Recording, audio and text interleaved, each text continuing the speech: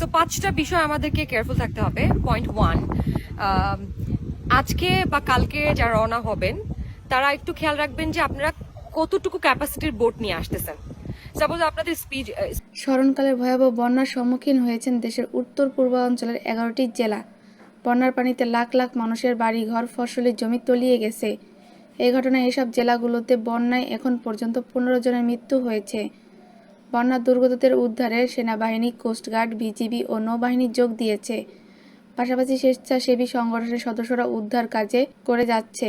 পিছিয়ে নেই চলচ্চিত্র শিল্পী, অভিনেতা, অভিনেত্রীরাও। যে যেভাবে পারছেন সাহায্যের হাত বাড়িয়ে দিচ্ছেন। এদিকে ছোট পর্দার অভিনেত্রী রুকাইয়া জাহান চমক বৈষম্য বিরোধী ছাত্র আন্দোলনের শিক্ষার্থীদের সঙ্গে একাত্মতা পোষণ করে আন্দোলন করেছিলেন। এবার বন্যা দুর্গতদের সাহায্যের জন্য প্রথম থেকে কাজ করে যাচ্ছেন। একটি টিম নিয়ে বানভাসীদের উদ্ধারে গেছেন। রুকাইয়া জাহান চমক সামাজিক যোগাযোগ মাধ্যমে একটি পোস্ট করেছেন, যেখানে দেখা যায় গ্রামের অসহায় মানুষদের মাঝে ত্রাণ নিয়ে যাচ্ছে। সঙ্গে রয়েছে তার স্বেচ্ছাসেবী টিমের সদস্যরা। সেসব ছবি পোস্ট করে ক্যাপশনে লিখছেন, তোমার ভয় নেই মা, আমরা প্রতিবাদ করতে জানি। এটা শুধুমাত্র একটা গান না, এটা জাতিগতভাবে আমাদের পরিচয়। আমরা প্রতিবাদী, আমরা বিপ্লবী, আমরা হার না মানা নির্ভীক যোদ্ধা। এ অভিনেত্রী বন্যার ছোবল থেকে আমাদের দেশটাকে বাঁচিয়ে আনতে পারি উল্লেখ করে লিখেছেন, যে কোনো দুর্যোগ হোক, সেটা প্রাকৃতিক অথবা মানবসৃষ্ট, আমরা সেটাকে বুক পেতে হাসি মুখে প্রতিহত করতে পারি। আমরা যেমন রাজপথে দুহাত মেলে বুকে গুলি নিতে পারি, তেমনি বন্যার ছোবল থেকে আমাদের দেশটাকে বাঁচিয়েও আনতে পারি। ক্যাপশনের শেষে চমকের ভাষ্য, পৃথিবীর যত বড় পরাশক্তি হোক না কেন, আমাদের ভাসিয়ে দেওয়া, উজাড় করে দেয়া, নিশ্চিহ্ন করে দেয়া এত সহজ না।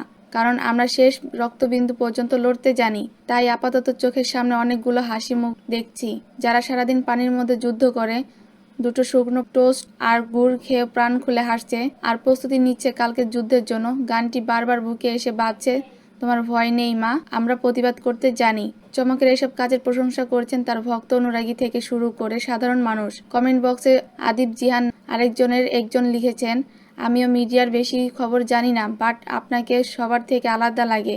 আসলে আপনার পার্সোনালিটি আলাদা আপু। হানিফ আহমেদ নামে আরেকজন ভাষ্য, আলহামদুলিল্লাহ, আমাদের দেশের মানুষগুলো সত্যি এত ভালো, একে অপরকে একটা পরিবারের মতোই দেখে। এই দৃশ্য দেখে সারা দেশটা নিজ পরিবার মনে হচ্ছে।